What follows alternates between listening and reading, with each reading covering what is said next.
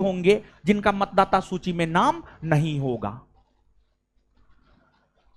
तो 100% मतदान की अगर हम लोग बात करें तो 100% तो मतदान होता ही नहीं है। 100% मतदान नहीं ही होता है। 100% मतदान आज तक कभी ना हुआ है, ना हमको लगता है होने की संभावना है। लेकिन मतदान हमें करना चाहिए, और आप अगर मतदान करते हैं तभी आपके देश की जो लोकतांत्रिक व्यवस्था है वह आपको मजबूत होता है। लोकतंत्र का काफी महत्व है। भारत को विश्व का सबसे बड़ा लोकतंत्र माना जाता है, और भारत को जो विश्व का सबसे बड़ा लोकतंत्र माना जाता है उसके पीछे कई सारे रीजन हैं, लेकिन उन रीजनों में एक प्रमुख रीजन यह है कि भारत में मतदाताओं की संख्या काफी अधिक है। यह भी एक कारण है जिस वजह से भारत को विश्व का सबसे बड़ा लोकतंत्र माना जाता है। और 100% मतदान नहीं हुआ है, मतलब 100% मतदान नहीं हुआ है। आपको पंजीकृत मतदाता 96.8 करोड़ है, और उसमें से जो मतदान किया है मतदाता उसकी संख्या है 64.2 करोड़। 64.2 करोड़ 64.2 करोड़ 64.2 करोड़ मतदाताओं ने मतदान किया है। 64.2 करोड़ मतदाताओं ने मतदान किया है, जो कि कुल मतदान प्रतिशत का अगर आप निकालेंगे तो कुल मतदान प्रतिशत का 65.79% होगा। कुल मतदान प्रतिशत का जो है आपको 65.79%, यानी ये जो आंकड़ा है, ये आंकड़ा परीक्षा के लिहाज से काफी जरूरी है। पूछा जा सकता है, काफी अच्छा प्रश्न बनता है, और इस प्रकार के प्रश्न करंट के संदर्भ में आपके परीक्षा में पूछे गए हैं, अन्य परीक्षाओं में पूछे गए हैं। तो अब आप समझिएगा, यहां पर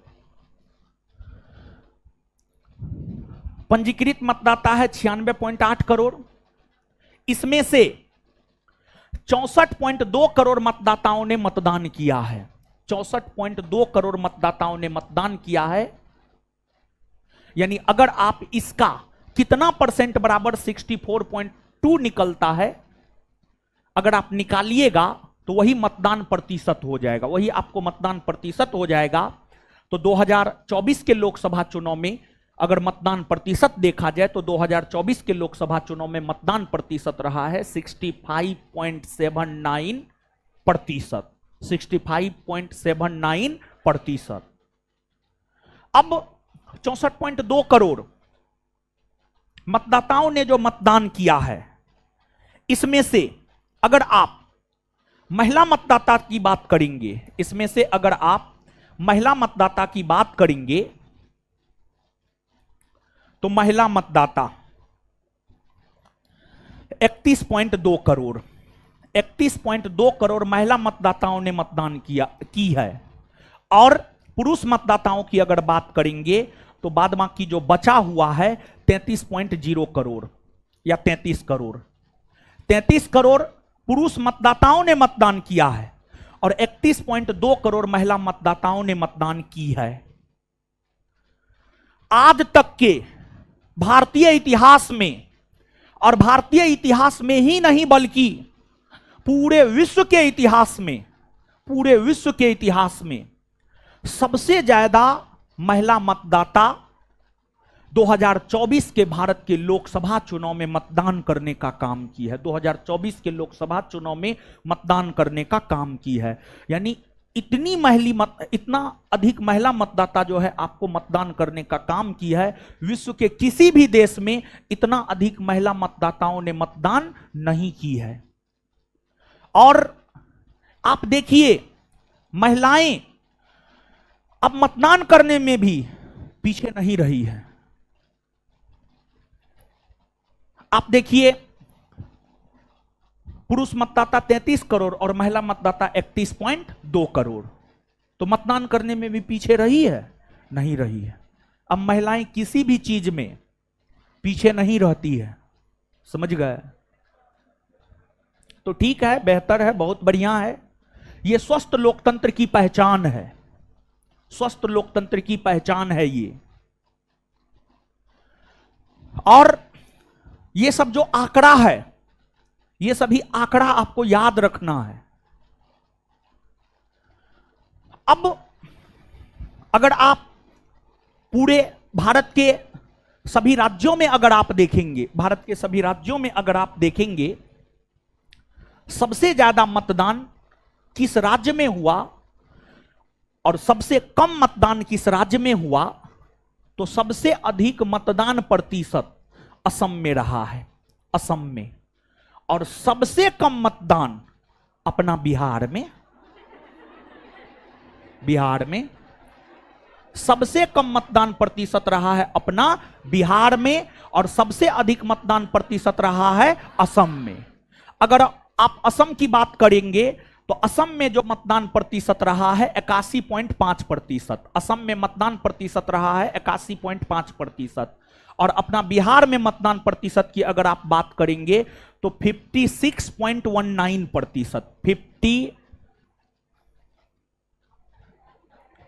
56.19% बिहार में मतदान प्रतिशत रहा है, ये समझ गए? अब देखिएगा यहां पर, देखिए पूरा जो हमारा देश है, हमारा देश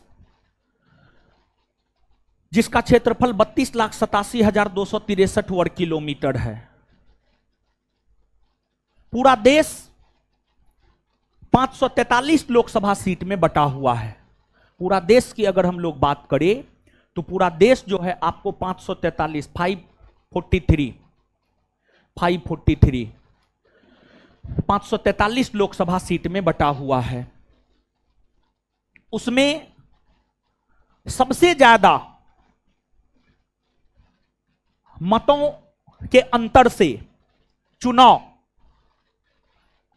बीजेपी के इंदौर के उम्मीदवार, बीजेपी के इंदौर, मध्य प्रदेश के इंदौर, मध्य प्रदेश में इंदौर पड़ता है, बीजेपी के मध्य प्रदेश के इंदौर से उम्मीदवार शंकर लालवानी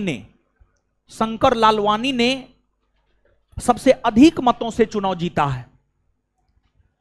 11.72 लाख, मतलब लगभग 12 लाख मतों से जो है आपको चुनाव शंकर लालवानी ने जीता है।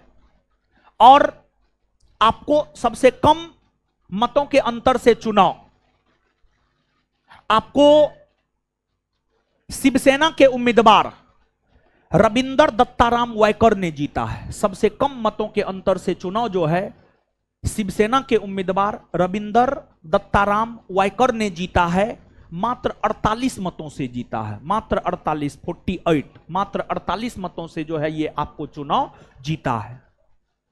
और ये मुंबई के उत्तर पश्चिमी लोकसभा क्षेत्र से, मुंबई, महाराष्ट्र में मुंबई है, मुंबई का उत्तर पश्चिमी लोकसभा क्षेत्र से जो है रविंदर दत्ताराम वायकर ने मात्र 48 मतों से जो है आपको चुनाव जीता है। और इंदौर लोकसभा क्षेत्र की अगर आप बात करेंगे, सबसे ज्यादा नोटा का